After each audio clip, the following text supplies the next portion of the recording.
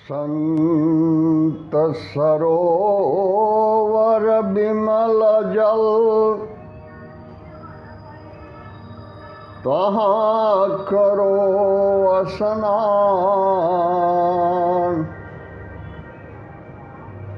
मैले से उजला करे, गुरु के शब्द प्रमाण। गुरु पद पूजी वंदन करूं, धरहु रैन दिन ध्यान। जाकी कृपा कटाक्ष से, पायो निर्मल ज्ञान। साचा शब्द बताइया, साचा दिया मुकाम। ताते वंदौ तौ चरण,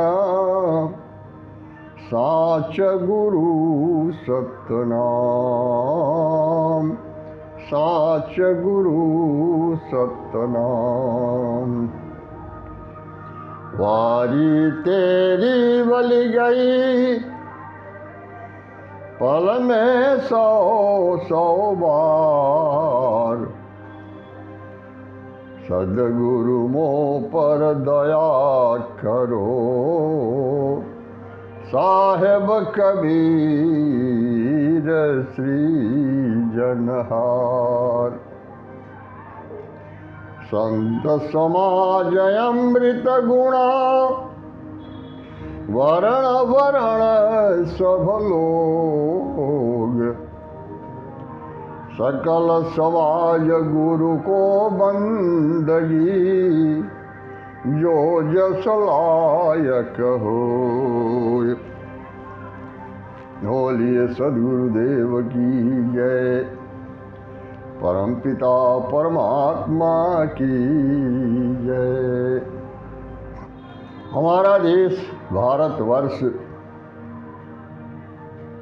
पर्व और त्योहारों का देश है। यहाँ प्रतिदिन कोई न कोई त्योहार मनाया जाता है। मूल रूप में भारतीय संस्कृति के अंदर 4 वर्ण की व्यवस्था की गई थी। 4 वर्ण हमारे यहाँ थे। बाद में जाकर जातियों का उदय हुआ। बहुत से अक्षर कट्टू ऐसे लोग हैं जो वर्ण और जाति दोनों को एक साथ जोड़ देते हैं।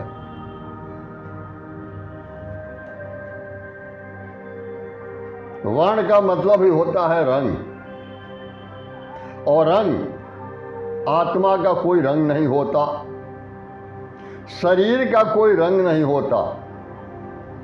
रंग अगर होता भी है, यह मन का रंग होता है, मन रंगीन है।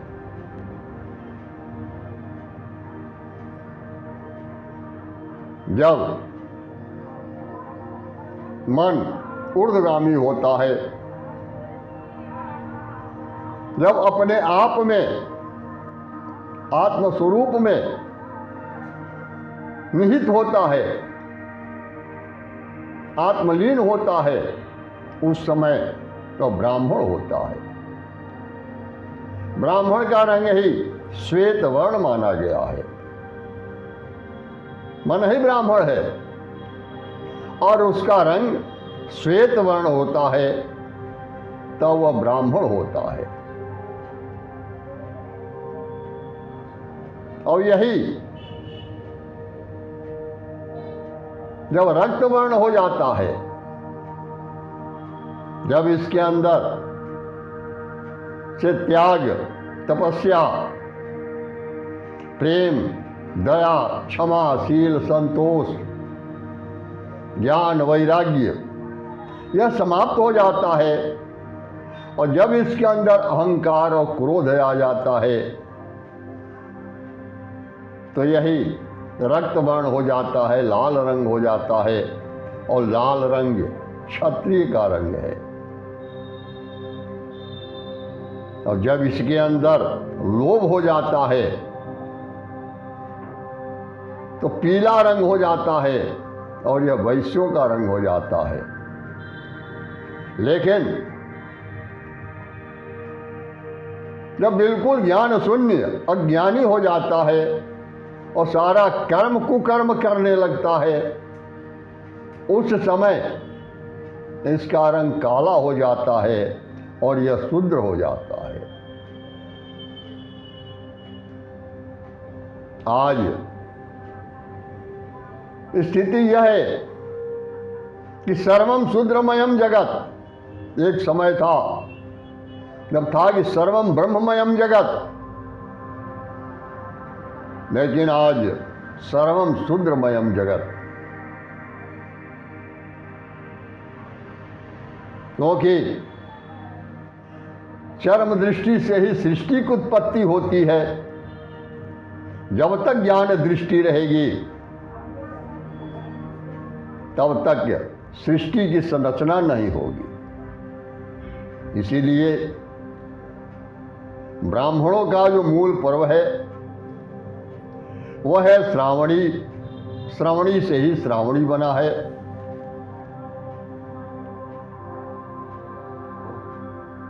क्षत्रियों का दुर्गा पूजा, वैश्यों के लिए लक्ष्मी पूजा, और जो शूद्र हैं उनके लिए होली का पर्व मनाया गया।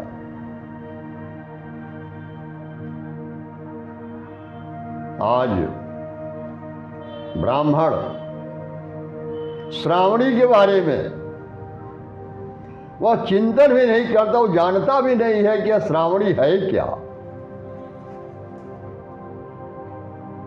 तो बाह्य पूजा करता है। क्षत्रिय दुर्गा पूजा के स्थान पर जो इस कायागढ़ के अंदर 9 दुर्ग हैं और 9 दुर्ग के अंदर अथाह ऊर्जा का भंडार है, जिस को जागृत करना यह दुर्गा पूजा है। लेकिन वो भी बाह्य पूजा में उलझ गए। लक्ष्मी पूजा संचय की मनोवृत्ति वैश्य के अंदर होती है। और होली शूद्र का पर्व इसीलिए माना गया है। अब होली का पर्व हम क्यों मनाते हैं, इसके पीछे कई एक दृष्टांत आते हैं। एक तो आता है हिरण्यकश्यप की बहन होलिका, जिसे यह वरदान था आग उसे जला नहीं सकती। भक्त प्रहलाद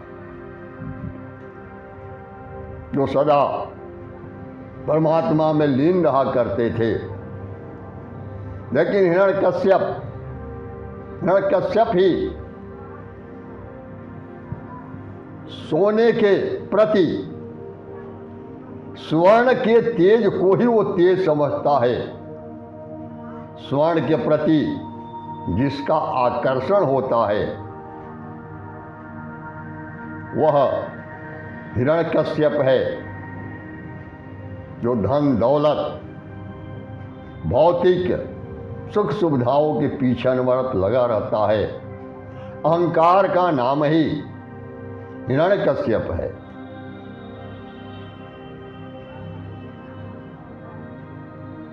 और हिरण्यकश्यप को अहंकार को ढोने की क्षमता अगर है तो वह सोने के अंदर है, और सोना आग में जलता नहीं है।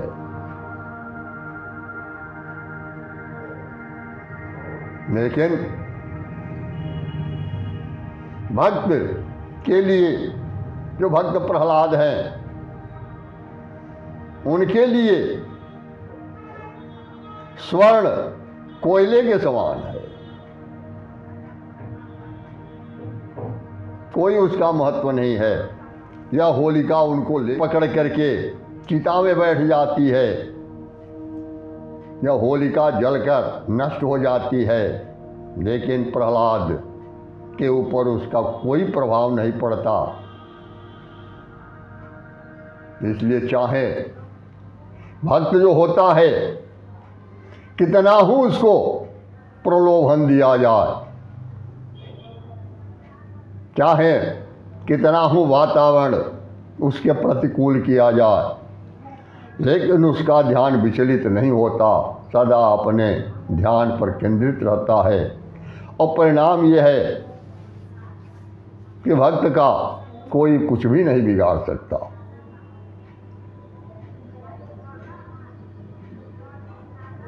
तो एक तो यह भक्तों की होली मनाई जाती है, जब यह होलिका जलकर नष्ट हो जाती है, यह माया समाप्त हो जाती है, तो खुशी की गीत गाते हैं लोग, और दूसरे दिन झूम झूम करके और मस्ती में आनंद विभोर हो जाते हैं। दूसरा दो दृष्टांत आता है और ढूंढा राक्षसी का आता है।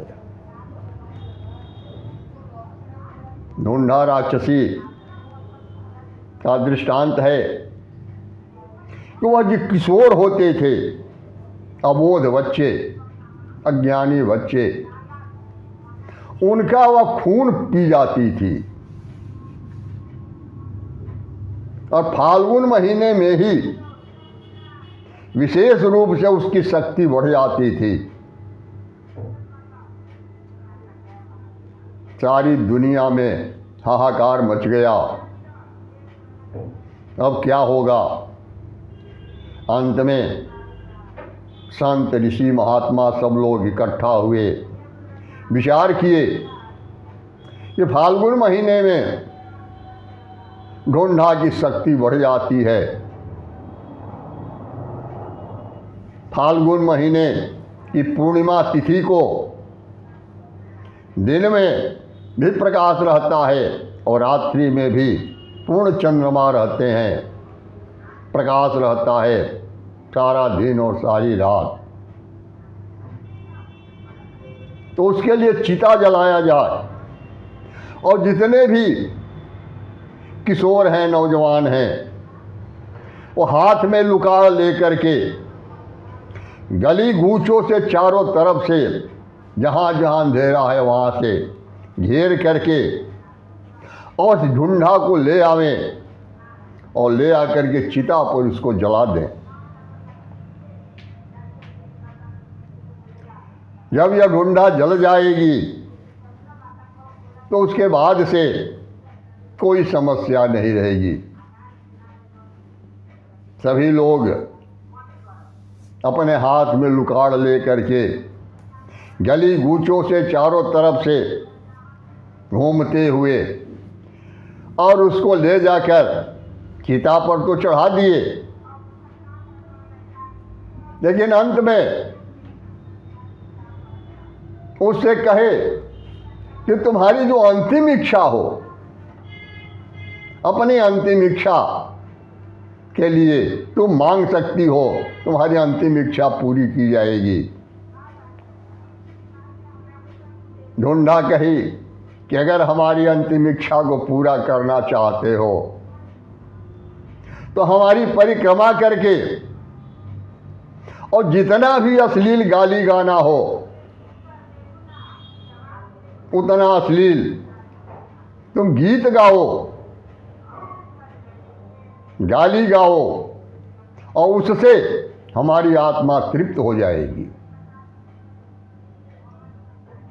परिणाम ये हुआ कि सीता पर तो चढ़ा दिए, आग भी लगा दिए, लेकिन परिक्रमा करके वहीं से अश्लील गीत गाना शुरू किए, गाली गाना शुरू किए।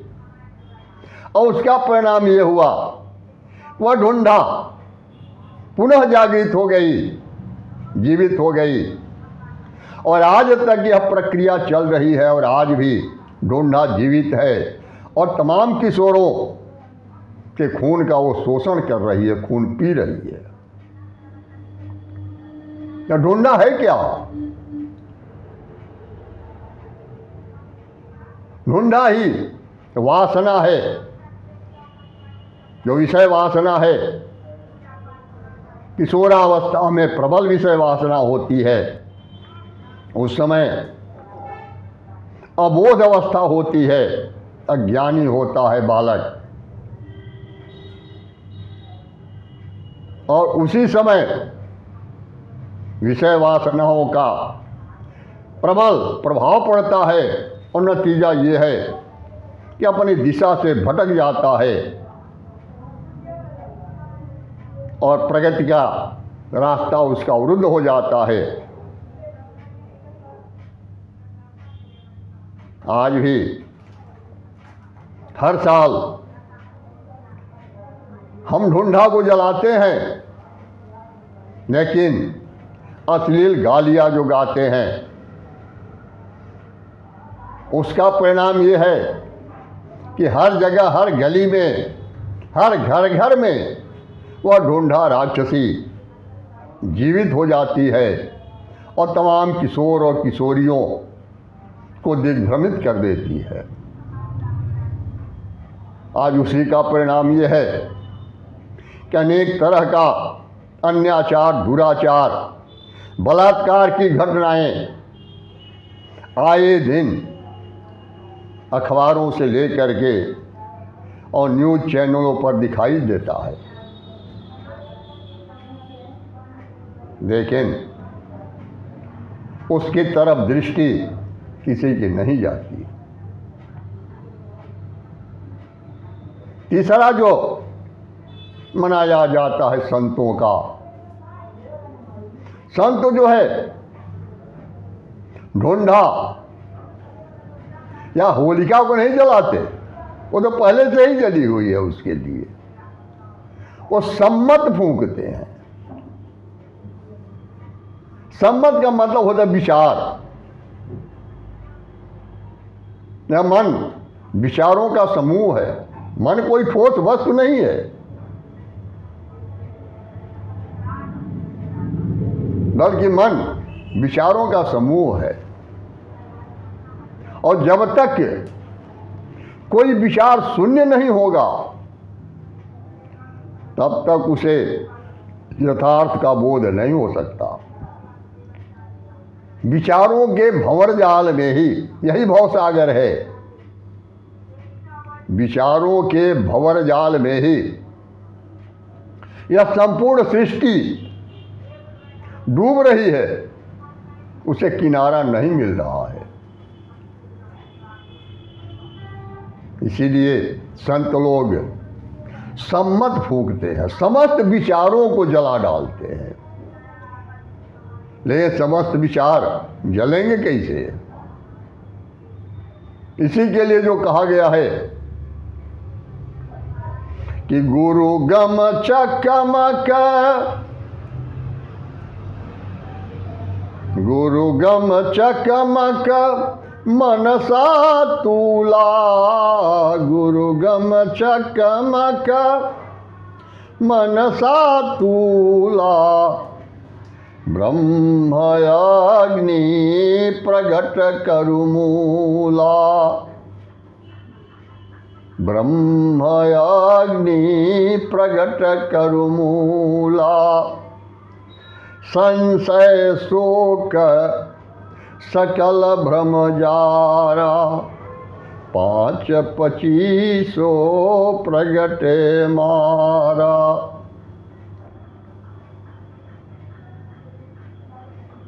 ते गुरुगम चकमक मनसा तूला, ब्रह्म अग्नि प्रकट करूंगा। जब यह ब्रह्माग्नि मूल में प्रज्वलित हो जाती है, मन के अंदर प्रज्वलित हो जाती है,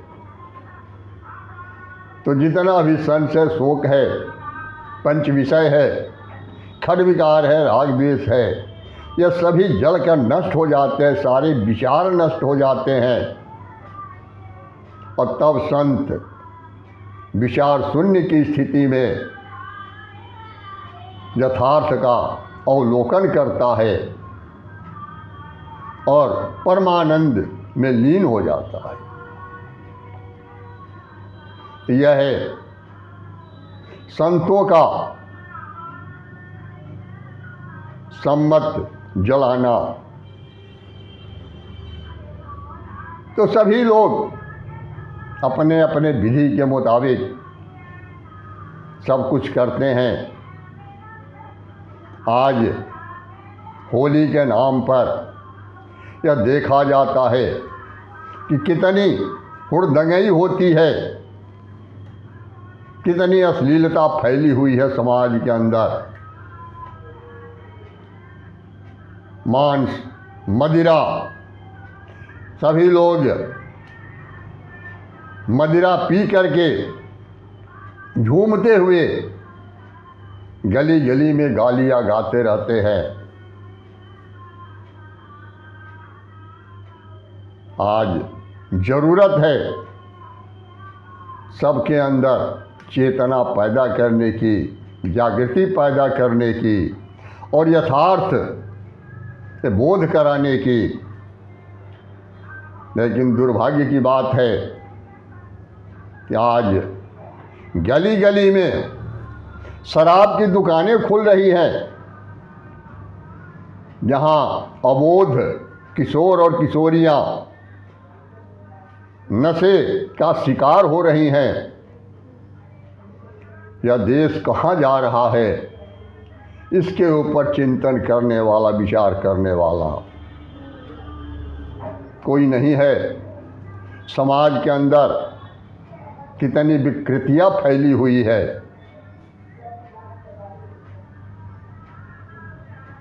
तो आज आवश्यकता है जन जागृति की कि नशा के विरुद्ध अभियान चलाया जाए। किशोर और किशोरियां यह प्रतिज्ञा करें कि जीवन में कभी किसी भी नशे का सेवन हाथ से नहीं करूंगी। तो इसके साथ ही साथ संतों, ऋषियों, सद्गुरुओं के बताए हुए रास्ते पर, प्रगति पथ पर अनवरत अग्रसर होते जाओ। क्योंकि सबसे बड़ी चीज़ है किसी भी देश का विकास, प्रगति तभी संभव है जब वहाँ चरित्रबल हो। और किसी भी देश को बर्बाद अगर करने की बात दुश्मन सोचता है तो सबसे पहले वहाँ की संस्कृति को नष्ट करता है, वहाँ के युवाओं के चरित्र का हनन करता है, नष्ट करता है। क्योंकि चरित्र अगर नष्ट हो गया तो कोई किसी काम का नहीं रह जाता। और आज हम देखते हैं कि जगह जगह अश्लीलता, अराजकता फैली हुई है। शराब के ठेकेदार घर घर में शराब पहुंचा रहे हैं। सरकारें भी व्यवसायी बन चुकी हैं। ऐसी स्थिति में सद्गुरु परमेश्वर से यह हमारा बार बार निवेदन है कि हे प्रभु, हे सद्गुरु परमेश्वर, सबको सद्बुद्धि प्रदान करें, इस होली के शुभ अवसर पर मेरा यही सद्गुरु परमेश्वर से प्रार्थना है। बोलिए सद्गुरुदेव की जय, परमपिता परमात्मा की जय, अवतारधारी महापुरुषों की जय।